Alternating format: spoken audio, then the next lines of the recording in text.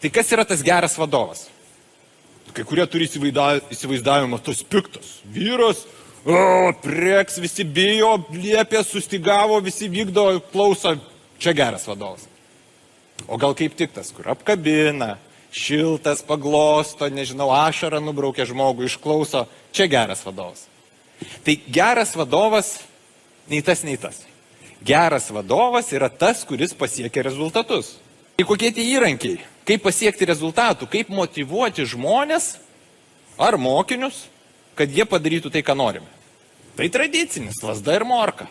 Arba duot botagų per kuprą, arba pamosakuoti šitą morką ir pyragėlių, kad padarytų, ką noriu. Bet, ką mokslas sako, ir tyrinėjau, kad tai nėra taip paprasta. Šiandien vadyboje mes žinome, kad veikia 3 dalykai. Prasmė, tobulėjimas ir savarankiškumas. Milžiniškas šuolis Lietuvai ir progresas būtų, jeigu mes sugebėtume atrakinti būtent tą 3 motyvaciją.